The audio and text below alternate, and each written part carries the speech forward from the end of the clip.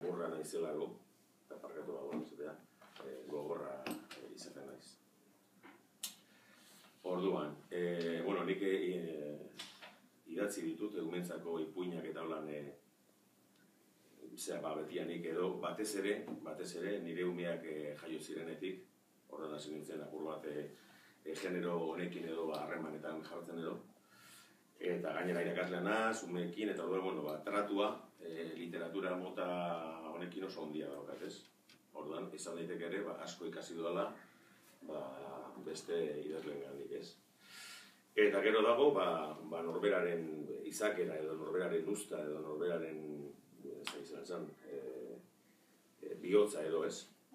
Orduan, ni hasi nintzen idazten eta ipuinak, batez ere, gainera Imanol Mercerok Berriako haur literatura kritikariak bultzatuta edo, eta sartu naz, edo hasi naz, apur bat Xaberre komentatu duen moduan, nire zera betianik helduen literaturan asko gustatu eta errealismo ezikina, hori ipinozki, baizik eta errealismo magikoa. Zaletu nintzen literatura momentu baten edo, eta goratzen du García Márquez, Cien años de soledad, Juan Rulfo, eta nire, konturatu barik, konturatu naz, nire lan guztietan errealismo magikoa agertzen dela.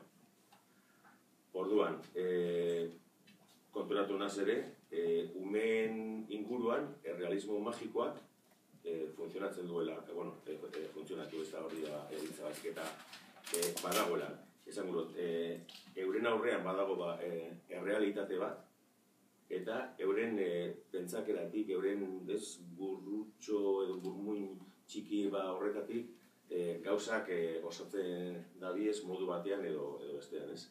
Eta ipuina hau zera horti dago planteuta, ez? Hemen ez duzera kontatuko, baina hemen badago... Hasiera kontatu daiteke.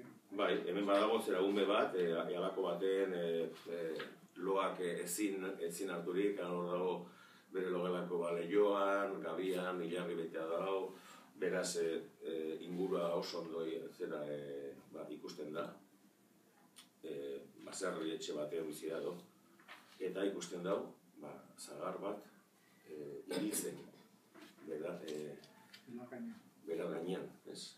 Zagar bat hiltzen da, geratzen da, baina lehoratuta ez, zagarrak jaten dira, zagarrakin konpota egiten da, zagarrakin zagitzen, Guillermo Tell ari ipini aldiako buru gainean, baina zagar bat hiltzen zelan da posible ez.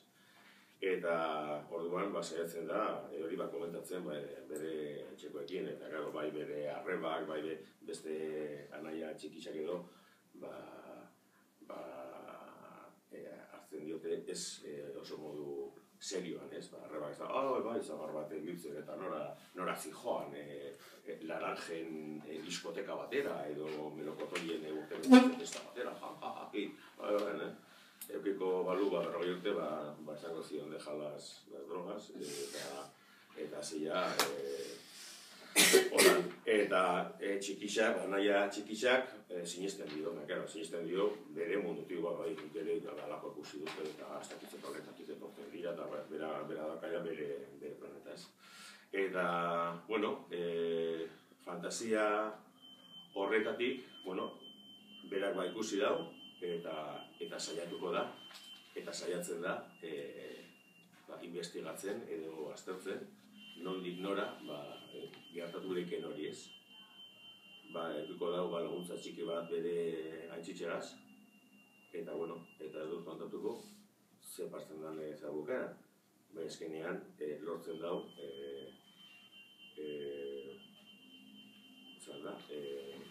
asmatzea, edo ikustea ze pasatu dan ez. Eta hasieran fantasia izan zitekena, gero bihurtzen da, errealitate goxo bat. Erreala da, baina goxoa.